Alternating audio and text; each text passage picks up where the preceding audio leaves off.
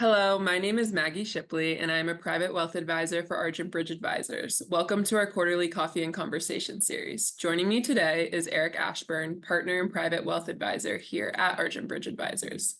We hope to provide clarity around 529 plans, as well as offer insight into how 529 plans play a role in your greater comprehensive financial plan. Thanks, Maggie. I'm glad to be contributing to the conversation today. I know it's an important topic. It's been in the news a lot, colleges and 529's in general. So I hope to help provide some useful information to the listeners. Great, thanks, Eric. Let's dive right in. So, do you want to start off by just giving everyone a brief overview of what 529 plans are and why someone might choose this route when saving for college? Sure, Maggie. A 529 is designed to be a tax advantage savings plan, specifically for education. A few benefits of the plan are tax-free growth. So when you make a contribution, it grows tax-free as long as you use it for education. Those withdrawals, again, as long as they're for qualified expenses, all tax-free.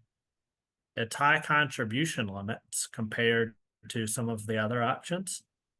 There are some state-specific tax benefits where you may get a deduction on your taxes from contributing.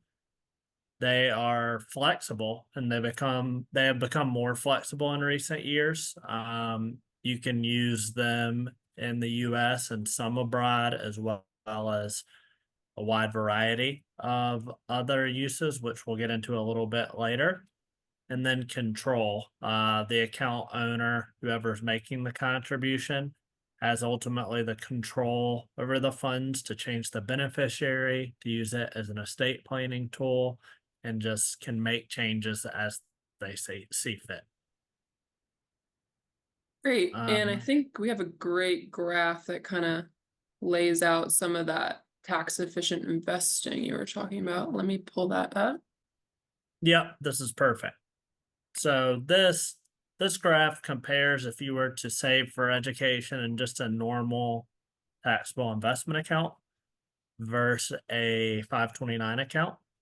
And you can see your dollar just goes further because you're not having to pay that extra balance for taxes and the gains over time.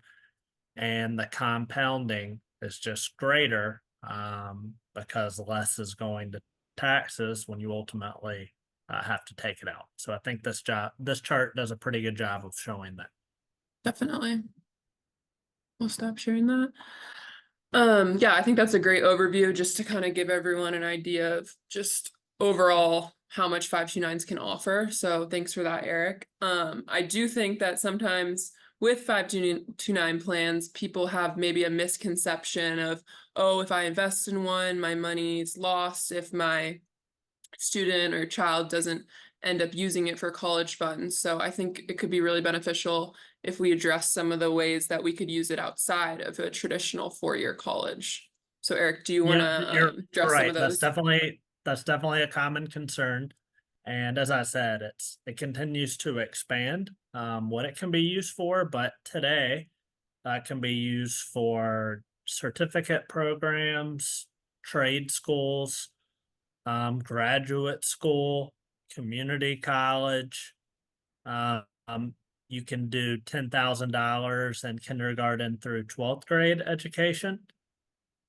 You can use up to $10,000 a year in student loan payments for each of the beneficiary and their siblings. And then once you are at the school, whether it be the traditional college or any of the other options I laid out, you can really use it for anything that's qualified. The IRS has a longer list, but some of the main things include room and board, tuition, laptop, books, things that you're going to need as a student, which adds up quickly, as many of the parents listening on the call know or will know soon enough.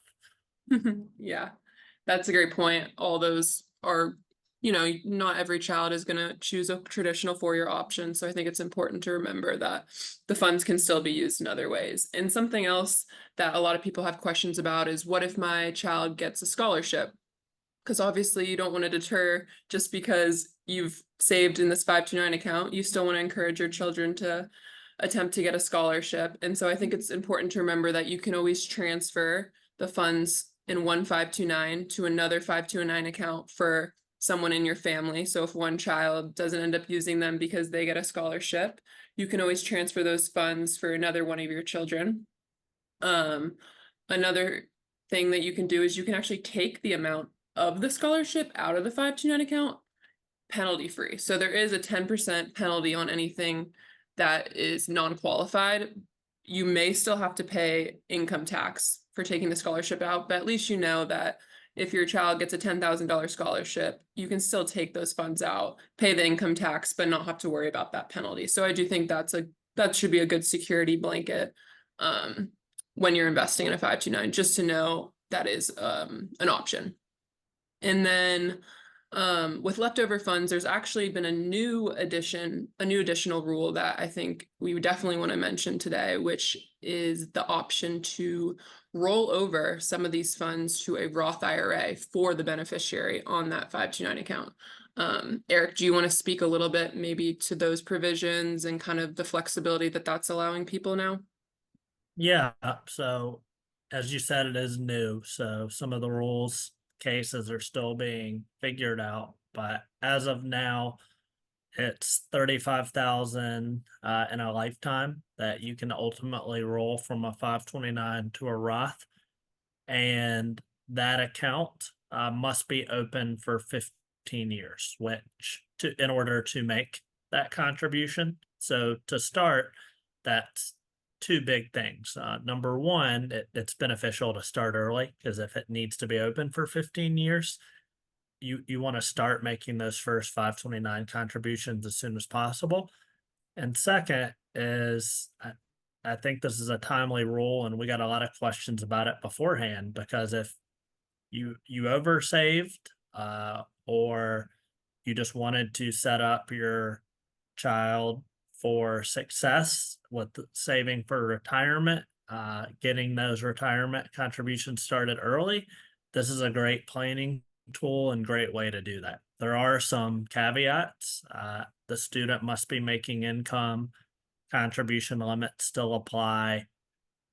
There can be certain resets, some more complicated planning that comes with it, but it is definitely something that in our day-to-day conversations, I know we already talk about, and I think it'll be interesting to see what the future holds as far as planning goes relating to this.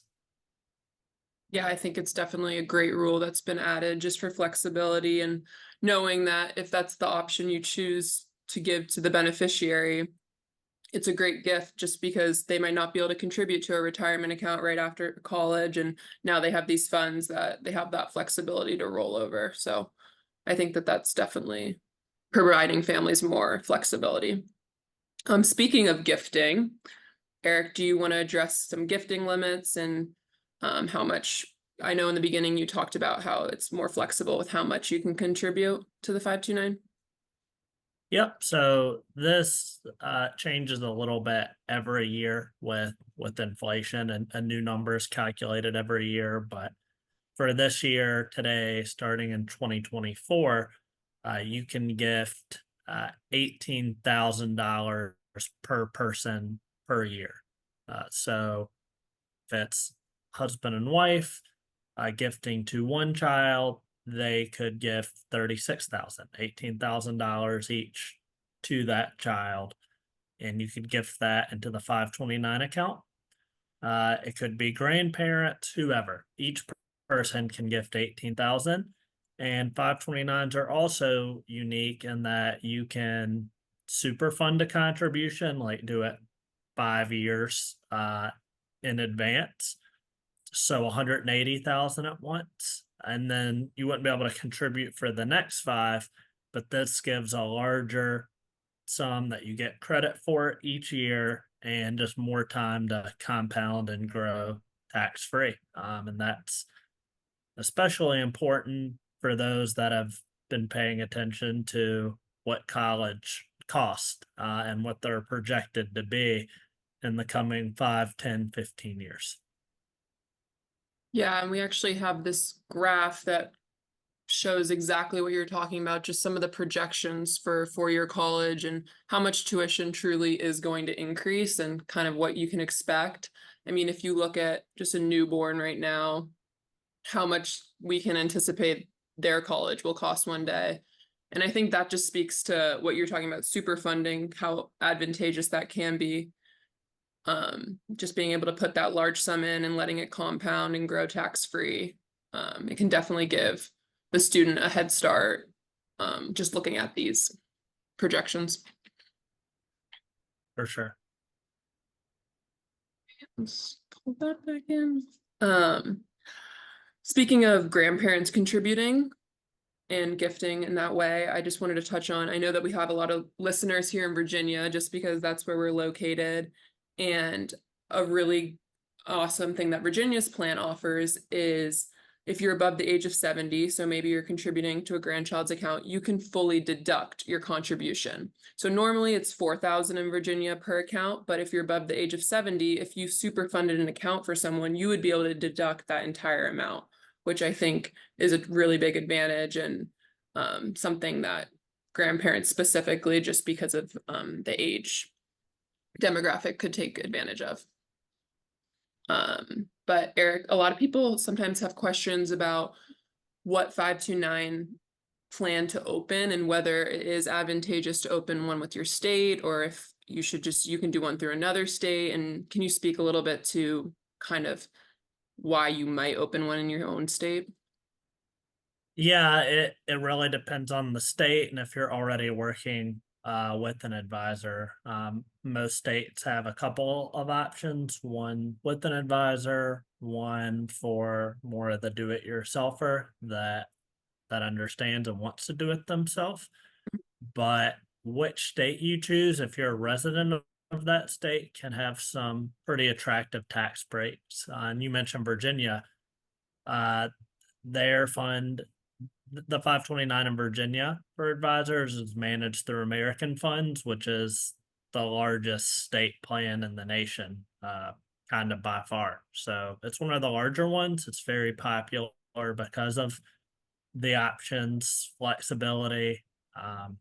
So definitely a great option for those in Virginia using an advisor.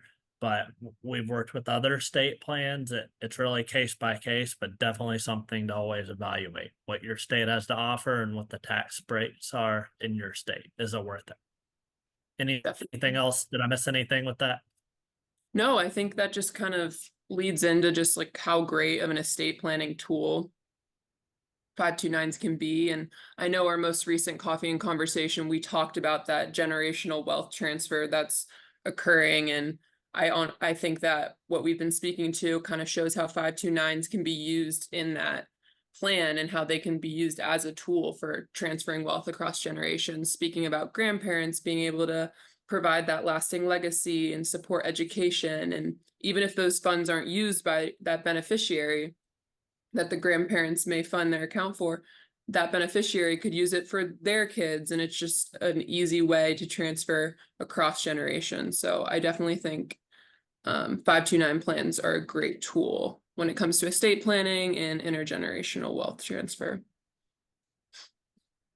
That sounds great. And I think you covered everything I had. We could talk about 529s and everything much longer, but I think this is plenty for the first conversation. Yeah, I think there's always a lot to cover. So if you ever have any questions, feel free to reach out to Eric or I. But yeah, I think this concludes our discussion for today. Thank you for tuning in. Thank you for watching. Like I said, we'd love to keep the conversation going and hear your thoughts. So feel free to reach out to Eric or myself and give us any additional thoughts or questions that you had on this edition of the Coffee and Conversation. So thank you. Thanks everyone for joining. Thanks, Maggie. Yep. Bye. Bye.